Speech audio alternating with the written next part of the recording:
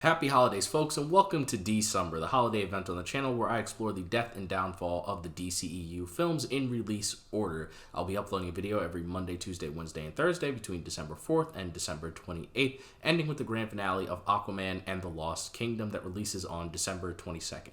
So, if that all interests you, kick back, relax, grab some snacks, expect spoilers, because today we're talking about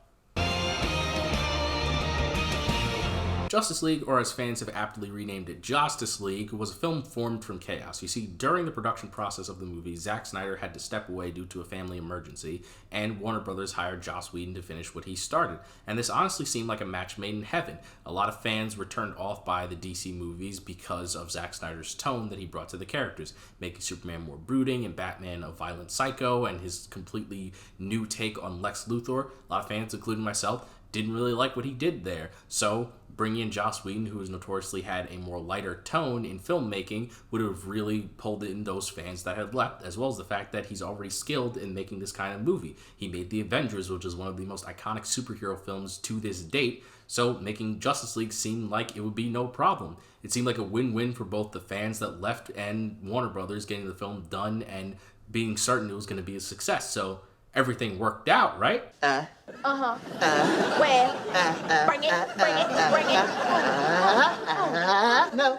Yeah, no, it didn't, obviously. It was a dumpster fire. Yeah, you see, what happened here is very simple. Zack Snyder and Joss Whedon have two polar opposite filmmaking styles that don't mix well together. It's like Warner Brothers tried to make a concoction of oil and water, and that just doesn't work out. See, Snyder is a filmmaker that typically makes violent adult action films.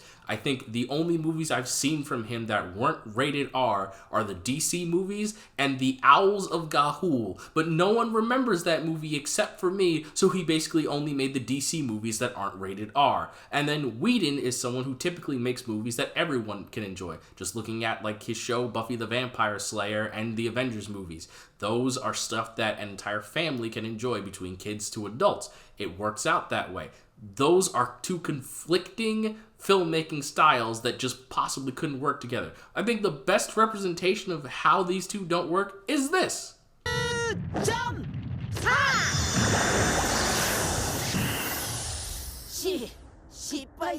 That is Justice League. So that's how it was a mess of production behind the scenes, but what did this production mayhem lead to on the screen? Well, the film starts off with Superman having just recently saved some people and being interviewed by some kids who are running a podcast. They ask him a few random questions before getting to the final question being, what does Superman love about Earth?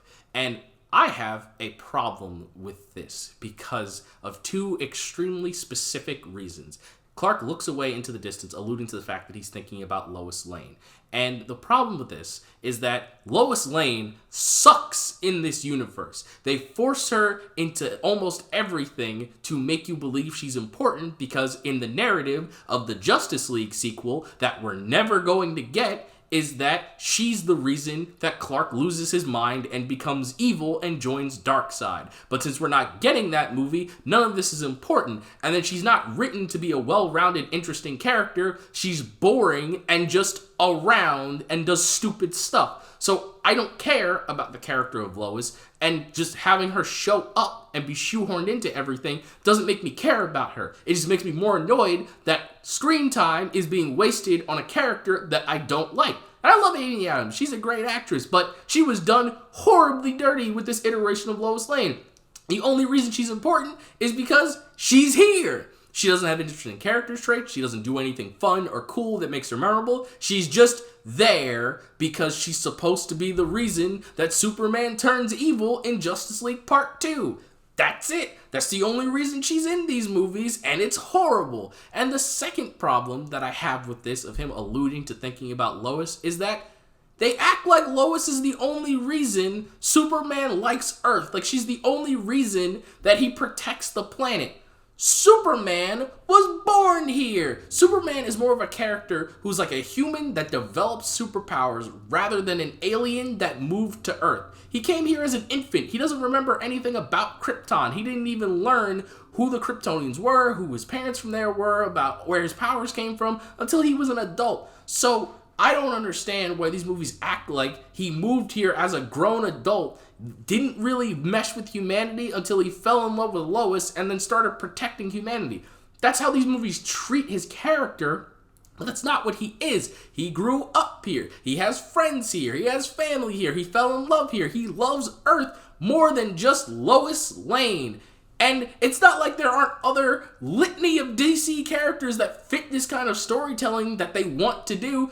Make a movie about John Jones, the Martian Manhunter. Tell a story about how he came from Mars and landed on Earth and then had to integrate with humanity. You could tell a story about Shiara, the Thanagarian Hawk Girl, who came here, has strong militaristic values from where she came from that influences the way she acts, how she fights. Even her physical appearance of having wings on her back will have her forced to integrate into humanity in a different aspect. Or if you want to stick with Kryptonians, why don't you make a Supergirl movie? She fits the mold that you're trying to force Clark into. She's a Kryptonian who grew up on Krypton until she was about 15 or 16, then had to come to Earth because of its destruction. She holds Kryptonian values, doesn't really mesh well with humans, and had to learn to interact with humanity, learn why she should protect them, and then became a superhero. That's what they're trying to say Clark did, but that's not what he did. He grew up here. Again, he's more of a human that developed superpowers and then learned that he's actually an alien more than he is an alien that came to Earth with superpowers. I really dislike this rhetoric that they build around Superman because it's just, well, it's not Superman. We're then introduced to Batman. He captures this criminal on top of a building and then dangles him off said building, which attracts a parademon because they can apparently smell fear. Batman fights the parademon, he captures it, and then it self-destructs. Once it self-destructs, its guts form the sigil of the mother boxes unifying, which I need to stop and talk about parademons for a minute. They don't make any sense in this movie. They have no level of cohesion. We're told in this scene that they can smell fear, but at the end of the movie, when there's tons of innocent civilians in the city they're fighting in that are riddled with fear, Steppenwolf just tells the parademons to attack the Justice League, and they abide by his orders, which means they don't have to act on their nature. They can just follow the orders that they're being told, and this parademon was sent out on a mission to find the mother boxes, yet it stopped and attacked this guy because it smelled the fear. So sometimes they act like mindless enemies that have to act on pure instinct. Other times they're like robots that follow every order that they're told. There's no cohesion here. And then it exploding and forming the sigil of the mother boxes, this only happens this one time in the movie. Every other time a parademon is killed, it doesn't do this. So they just do whatever is necessary for the plot to continue, and it's very annoying. So Batman sees the sigil, he recognizes it from Lex Luthor's notes, and Wonder Woman and Aquaman both know the story of the mother boxes and the history with Steppenwolf, so all this information we're given right now is pointless because we learn it more in better detail later on in the film. So Batman is about to leave, and then this random criminal says this. They know he's dead, right? Superman. He's gone. Where does that leave us? This is the most shoehorn line I've ever seen. There's no point in this being here. Why would this guy even bother saying this? Why would you do this? Especially since Batman's leaving and it seems like he's not going to arrest you, he didn't call the cops or anything like that. Why would you draw attention back to yourself when you could, escape? I don't know, that's my idea. If I got caught by a superhero who seemed to forget my existence and was gonna leave, I would have just walked away. I'm not gonna draw attention back to myself to potentially get caught. That's so stupid. We're then shown a montage sequence showing that the world sucks after Superman died, but I don't buy that. This Superman isn't inspiring like his other iterations. And on top of that, when Superman died in Batman v Superman, he was on trial for having murdered a bunch of people and for not stopping the terrorist attack that happened at the trial he was at. The world hated him. You're telling me just because he died fighting Doomsday, that just absolved him of all the other reasons that everyone hated him? Because Lex Luthor goes to jail because he created Doomsday. He was the one in control of the site. He created Doomsday. That's very clearly evident once Doomsday is born. But, that doesn't mean he revealed that he framed Superman for everything else. So, why exactly is everyone just happy Superman died? I get it. In the comics, Superman's a beacon of hope. And in the Death of Superman story, when he died, it hurt the world. But this isn't that Superman. It's like this movie is trying to convince you that this Superman is this paragon of justice that everyone loved, that the world was happy about, that he made the world a better place. But he wasn't. This Superman was only on the job for a year, maybe 2 at most, And during his time as a superhero, he destroyed Metropolis in his first ever battle. He destroyed Smallville in another fight. He was accused of murdering a bunch of terrorists, did actually murder one of the terrorists, didn't stop a terrorist attack, which arguably is not his actual fault.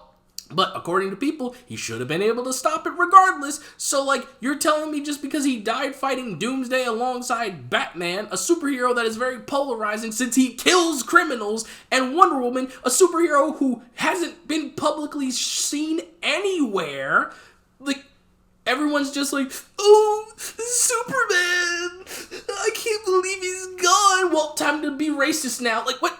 No, that's not how that works. You can't just fake care about something. You can just make the audience care because you make a montage with sad music. Like, that's not how this works. You need to build the foundation for Superman being important, so when he dies, the world being sucky makes sense. This movie's just trying to force you to feel that way, and it's failing miserably. We're then introduced to Wonder Woman, who is stopping this terrorist attack. Now, these criminals talk about the fact that they're doing this terrorist attack because ignore the costume change. I had to make an addendum to what I said in the original draft of this video. You'll go back to me in my previous outfit later when I recorded everything else. So basically, these terrorists that Wonder Woman is currently about to stop, they believe that sin is the reason aliens are plaguing the Earth. It's kind of like divine intervention or something like that. But here's the thing. What aliens are they talking about? The Parademons and Steppenwolf are, yes, kidnapping people, but they're being discreet about it. They're not publicly known to be stealing everyone. The people we see in like news reports talking about how their family member or whatever were kidnapped, the equivalent of people in real life that talk about cryptids and Bigfoot sightings. So, like, if these are the kinds of people making the reports of their family members being kidnapped, then what exactly is happening here? Like, why do people believe aliens are the cause of all these problems? So much so that it's created a terrorist cell that is now going to bomb 4 city blocks, killing innocent people they want to like reset the world to before modern age, and destroying 4 city blocks on live television is going to do that? That plan doesn't make any sort of sense. Like, bombing 4 city blocks isn't going to reset the world to like the dark ages. So, yeah, I don't know, man. These guys are weird. But it doesn't matter. Wonder Woman stops them. Nobody dies. Everything's hunky-dory. I do think it was a bit overkill, what she did to this last thug. Like, Wonder Woman, you used that ability to fight Ares and Doomsday. Like, this is just a normal dude. Chill. After this, we're then introduced to Aquaman. Batman goes to recruit him at this random village in the middle of nowhere because he tracked him there, and he's talking to these people. He's offering to pay them money to learn about the Mother Box sigil that's on the wall and to be introduced to Aquaman.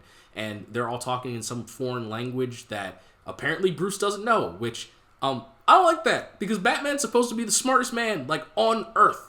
Like, that's how smart he is. Like, next to people like Mr. Terrific, Batman's like the smartest person that's existed on the planet. He knows, like, every language. So, like, the fact that he's just standing here like a dumbass as they're making fun of him really upsets me. And it's like, do you just not like Batman? Like, you guys can tell me. Like, these movies really feel like you don't like Batman. Like, you can just be honest with me. If you don't like him and you were forced to put him in these movies, I understand. But, like, stop making him bad. Please do my boy justice. Thank you. So Batman then antagonizes Arthur throughout the conversation. He picks him up and he slams him against the wall, and then he makes the joke, I hear you can talk to fish. people have already talked about how Aquaman doesn't technically talk to fish. It's like a telepathy kind of thing where he like influences them to do. So like I'm just gonna let it slide, and we're just gonna keep going. So it skips ahead a little bit, and Batman is like fill them in on stuff, and Arthur is the dumbest fucking person on the planet. Batman essentially goes up to him. He's like, hey, I'm Bruce Wayne. I'm the vigilante Batman. The world is going to end. I need your help to save it. And Arthur's just like, you do everything dressed like a bat? That's crazy, man. I work alone. I'm not going to help you save the world. And Batman's like, what are you talking about? The world's going to end if you don't help me save it. What the hell are you talking about? Like, you protect the oceans in Atlantis. That's cool. The oceans are going to boil and burn up if you don't help me save the world. And he's just like, Dressed like a bat. What the... did I miss something here? What is happening? He literally went to this man and said, hey, listen, the entire world, including the oceans, is gonna blow up if you don't help me save it. And he just leaves. Like, what? What? Why would he do that? That's so stupid. There's no, like, logistical reason as to why he would disagree to help him save the world, since the world ending means Atlantis would end. So, like, I don't understand why he's acting this way. It's so stupid. I get, like, writing-wise, it's like, oh, this is the team can't really unify together and it's hard to get them all to work together. But, like, that doesn't work here. That worked in, like, the Avengers because they were all brought together and they had different conflicting personalities, so they didn't mesh well when they first met. But, like, here it doesn't work because, like, although all these people may not like each other, at this current point in time, the world's about to end. You can hate this man for all you care, but, like, if you don't help him save the world, there's not gonna be a world for you to hate him in. So, like, what is wrong with you? How stupid can you possibly be? Aquaman's stupidity aside, this scene is just as dumb. You see, Alfred and Bruce are talking about assembling the Justice League. Alfred's asking him if he has any other ways of finding Arthur, and Bruce is like, no, but Arthur's an American citizen. He doesn't live in Atlantis. He has a house that he lives with his dad, which we see later in the Aquaman movie. So, like, he has a house and a phone. He's an American. He lives here. You're telling me that your genius tech shit can't find his address or his phone number or the fact that he actually lives in America? Hell, if you can't even find Arthur, arguably, because let's say he just stays in the ocean 99% of the time, he has a dad. You could go and find his dad, and his dad could probably contact him. Like, this is so stupid. Like, okay. But then, putting that aside, right? Then Alfred goes to talk about Barry, Victor, and Diana. He talks about Barry. He says that, like, Barry is a squatter who moves from place to place constantly. And it's like, okay, that's fine. There's nothing really wrong with that. You know, they can't keep up with Barry because he keeps moving locations. Fine, whatever. But then he gets to Victor. They had a video of Victor that showcased his face that he got from Lex Luthor in Batman v Superman.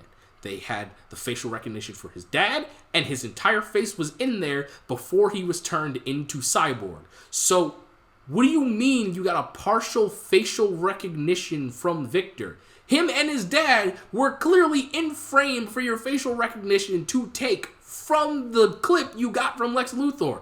Why was this, like, a big reveal that you couldn't find him? Like, you saw him use a mother box on him to turn him into a cyborg. Like, what is happening here? Like, why is everyone acting so incompetent? Like, they're just getting rid of information that the audience has seen and the characters know. It's so infuriating, especially in regards to Diana. The end of Batman v Superman, the literal last fucking scene of the movie is that Bruce and Diana are like, hey, we need to form the Justice League. And it's like, okay. But then in this movie, it's like they never made that agreement. So Bruce hasn't contacted Diana to join this team. And Alfred, although I really like this joke. Perhaps I should fly to Paris with a handwritten note. Will you be Bruce's teammate? Check yes or no. Like, that's pretty funny.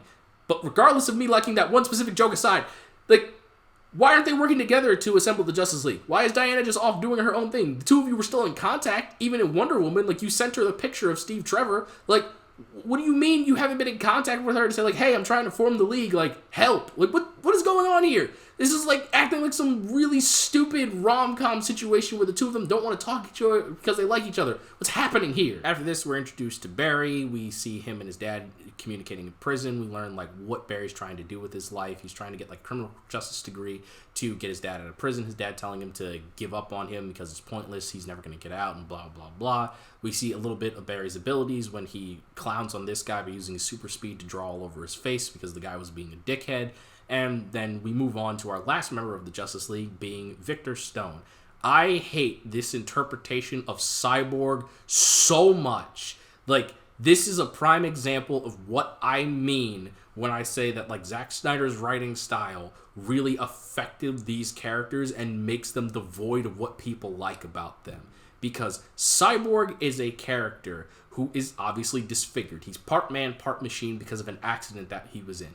But Cyborg is always a positive, jovial person. He's always the life of the party despite what's happened to him. He still has internal conflicts about being part machine, but he's usually like the happiest guy in the room. That's kind of the person that he is, at least how I've seen him. I grew attached to Cyborg by seeing him in the Teen Titans animated series, and that's very much how he's portrayed in that. So that's how I grew attached to his character. There's a beautiful episode in that series that shows Cyborg having to deal with a man who thinks that being machine is better than being human, and he's trying to forcibly turn Cyborg into a full-on robot. This is juxtaposed by the fact that Cyborg met a child at the beginning of this episode who had a prosthetic arm that didn't feel too happy about having it. So through the course of this episode, you see how Cyborg's own personality breaks through so he doesn't get turned into a full-on machine. We see how much that, although he does have cybernetic parts, he still values the bits of humanity he has left, and he's made peace with what he is, and this inspires that kid to make peace with himself and be okay with his prosthetic arm. It's a fantastic episode. It's one of the best episodes in all of Teen Titans. That's the kind of character Cyborg is. He does have these internal conflicts about being a cyborg, but he's genuinely a positive person. But in this movie, all of that positivity is gone. Now, granted, I don't know when Victor Stone died and was turned into Cyborg, because people have made the argument, he was just recently turned into Cyborg, so that's why he's so negative in this movie. But, like, even still, he's a jerk in this movie, and it's unlikable to watch, because this entire movie is just him being a dickhead until, like, the final battle where he lightens up like a smidgen.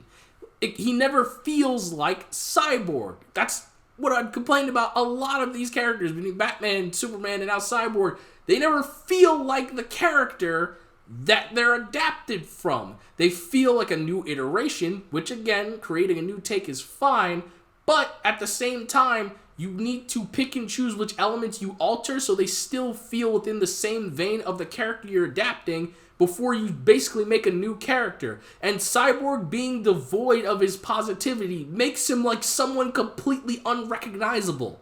And that's our introduction to all of the Justice League members. The team isn't assembled yet, but that's all of our character introductions for the film, of us meeting every single one of the Justice League members. So, jumping ahead a little bit, Steppenwolf arrives on Themyscira to steal the Mother Box because it just randomly cracks open, so it essentially like shot up a flare for Steppenwolf to find it, and he just shows up, he steals it, he kills some Amazons in a fight. Watch out, watch out, watch out, watch out! And then leaves. That's really all that happens there. I don't know why the Mother Box did this.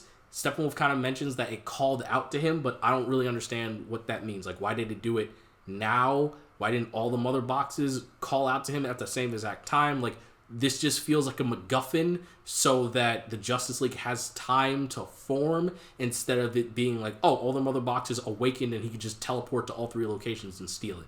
Like, it just feels like a convenient way that everything works out in the Justice League's favor. But after it's stolen, Queen Hippolyta fires an arrow across the world that lights a fire in an Amazonian temple to signify to Diana that Steppenwolf has returned.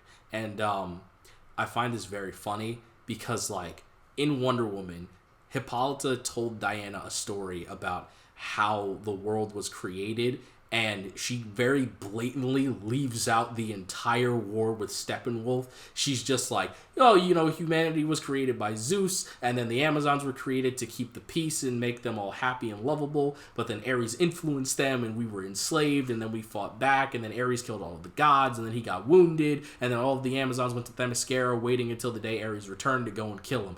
But then, like, she very blatantly omits the part. It's like, all right, and by the way, after all that happened, an alien came to Earth, and all of the Amazons teamed up with the Atlanteans and the humans, as well as some Green Lanterns, and we fought back and unified as one planet and defended the world, and everything was great until we all basically just said, yo, fuck you, and then went back to our separate corners and never talked about this instance again. Like, I just find that absolutely hysterical. Like, Diana apparently knows the story, like she heard it at some point over the course of her life, but like in regards to like the Wonder Woman movie, it's just hilarious that like that part specifically was just omitted. That it's just like, oh hey, you know, we haven't been the man's world since, you know, the whole war between the gods with Zeus and Ares, but actually there was that one time we went there during this alien invasion. Speaking up a bit, we have Martha and Lois having a conversation about Clark and how they're grieving and how Martha sold the Kent farm because she couldn't uphold the payments.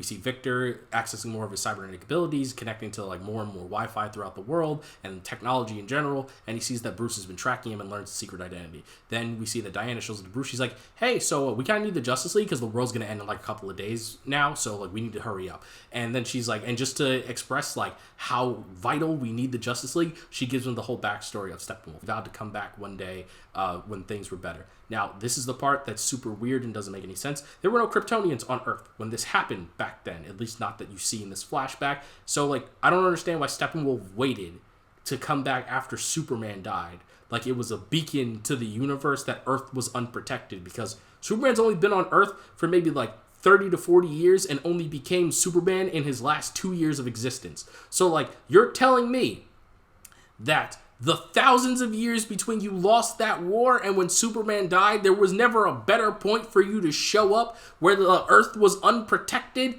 That is completely absurd to me. Anyway, we're then shown a very strange scene of this random family in another country being afraid of the parademons and Steppenwolf taking over their area and barricading their doors. Like this Resident Evil Village-ass setting here. But like, these scenes are so pointless. They're supposed to connect you with the civilians that the Justice League are going to save at the end of the movie, but like, we only see this family, but there's an entire village here that needs to be saved. So like, I don't really understand the whole point of this. It has no point. We don't need to connect with these people to be like, hey, superheroes saving people is a good thing. So I don't really know why they decided to put this here. It serves no integral purpose in the film. It's just here. So whatever, I guess. So we finally get the moment where our team assembles for the first time. Kind of.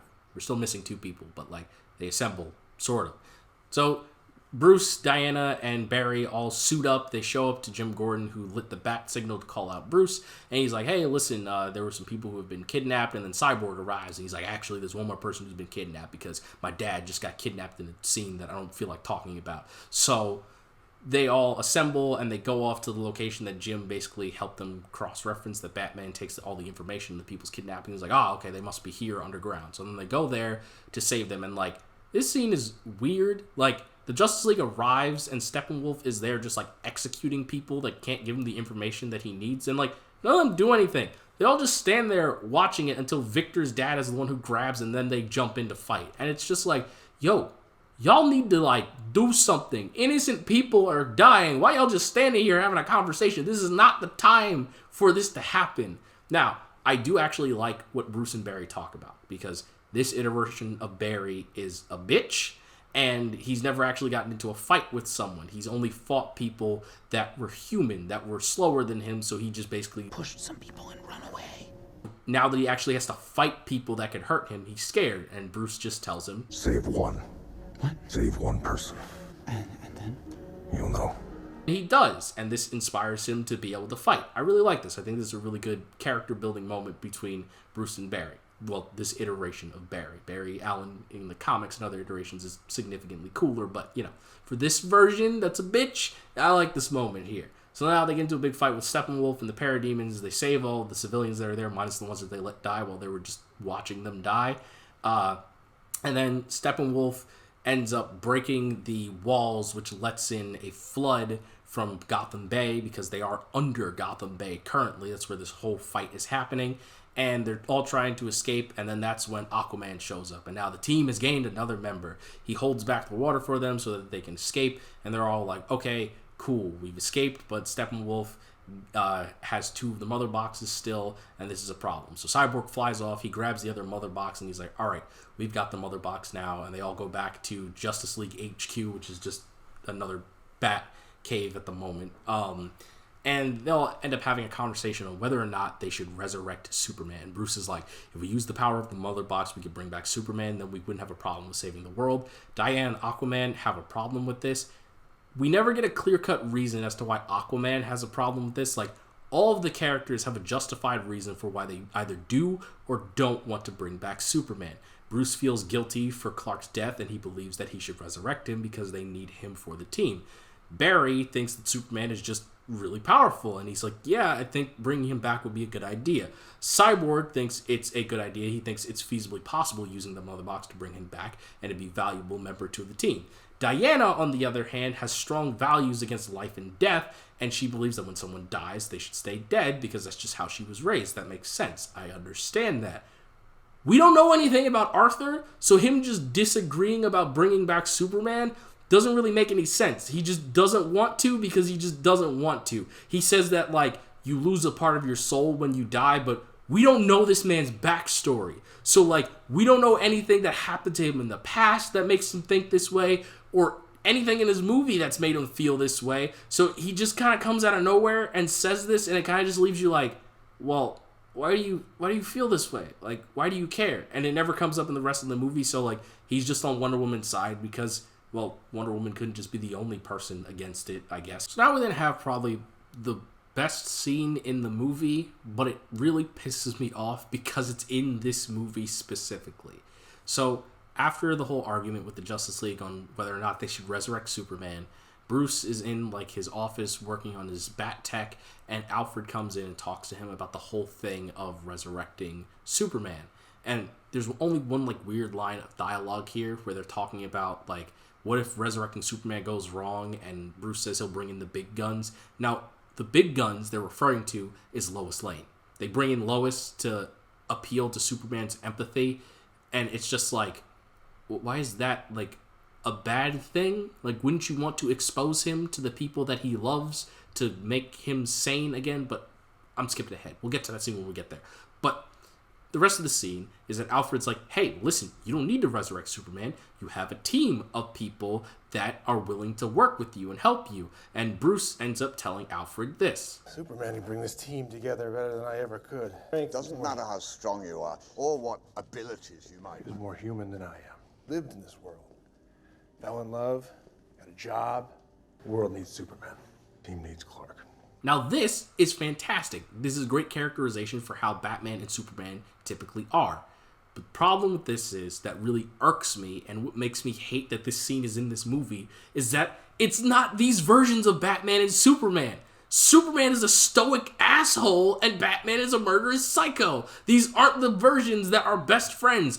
Comic versions of Batman and Superman are best friends. They team up all the time. Hell, even their sons are best friends and became a dynamic duo that fans love. So, like, those are the versions that this conversation works for, and this is clearly something that Joss Whedon worked with here. He tried to write the story for the versions of Batman and Superman that he knows instead of what Zack Snyder made Batman and Superman in these movies. So everything feels disjointed. Like, you're describing versions of the characters that aren't here. So although this scene is very well written and I like it for a Batman and Superman story, it doesn't work here because these aren't these Batman and Superman that it's adapting. So it just feels wrong. So after this they resurrect Superman, but things don't go according to plan. His mind isn't right, and he ends up getting into a fight with the Justice League. They're clearly outclassed against him, and they're all struggling to try and take him down. He's about to kill Batman when then Lois shows up, appeals to his empathy, his mind comes back, and the two of them fly back to Smallville. And Batman does a quip. The quips for Batman. Like, Batman is a funny person. I need to make this clear. Batman does have funny scenes, and you can write funny scenes surrounding his character. But, like, this isn't how you do Batman comedy. This is how you do Batman comedy. I have a meeting with the headmaster at Damien's boarding school. No way. Batman has a parent-teacher conference?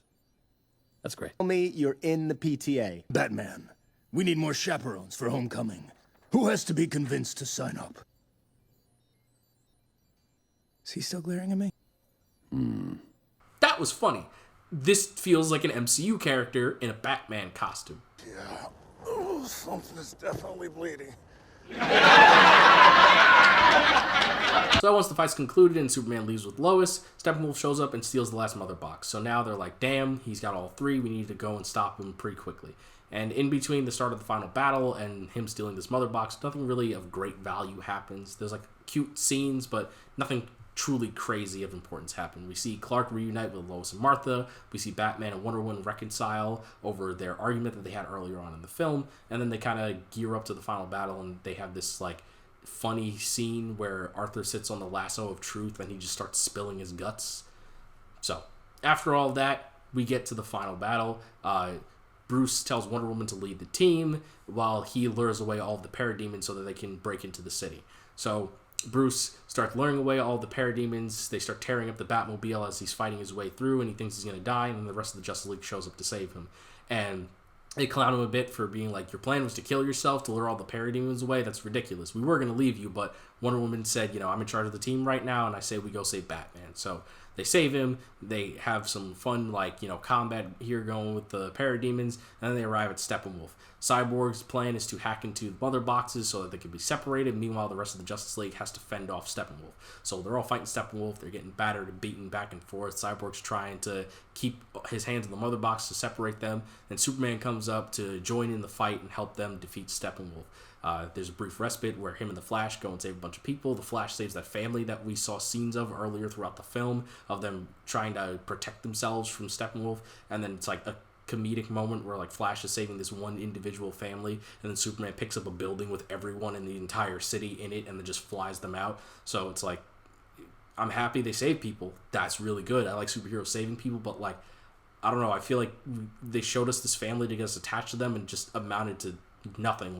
If I knew nothing about this family and I knew who they were because of the scenes that we saw, it doesn't really change my opinion on them being saved. I don't feel any differently about this scene happening here, so it just kind of happens. So then everyone returns to the fight. They're all fighting Steppenwolf. Superman and Cyborg work together to tear apart the mother box. They tear apart. We've got a little quip here where Wonder Woman says she works with children because of Superman and Cyborg complaining about the pain from ripping the mother boxes apart. Then they all team up and gang up on Steppenwolf, and apparently Steppenwolf got afraid that he was going to lose to the Justice League, so then the parademons attack him, and he drops Darkseid as he gets pulled through a boom tube that opens up randomly. I don't really know what causes these things to open and close. I assumed it was Steppenwolf opening and closing them, but then he's being mauled to death by parademons. I don't know why he would open the boom tube to suck up him and his entire army away. So I don't know. It just kind of does this to get rid of him. So it happens. And that's more or less Justice League. We have this final epilogue scene where we should see all of the Justice League members in a better place. We see that Barry is now a forensic scientist, so he's not working the job that he wants to. His dad's happy for him, and he can start working on getting his dad out of prison by proving that, his dad didn't kill his mother. We see Diana is now talking to the press now and showcasing that Wonder Woman's in the forefront. She's here to stay and inspire people. We see Batman doing his Batman thing. We get a nice scene of Superman in his classic attire, opening up the chest to go fly off and save the world. And Lois is writing an article that's narrating the ending because, we got to put her in the movie because she's supposed to be important in the film that we're never going to see. So, cool. That's Justice League. We get a post-credit scene about Lex Luthor forming the Legion of Doom, but the DCEU is basically dead now, so we're never going to see that happen. So, it is what it is. But, this movie it's something, all right. It's something. So, it's something, all right. So, that'll be the end of this video. I hope you guys enjoyed. Like, comment, subscribe, all that YouTube nonsense. My social media is down below if you want to yell at me on Twitter or X, whatever people call it now. And, that's really about it. So have a wonderful day. I'm the Innocent Villain, your instant to proven villainous, and I'll catch you in the next one.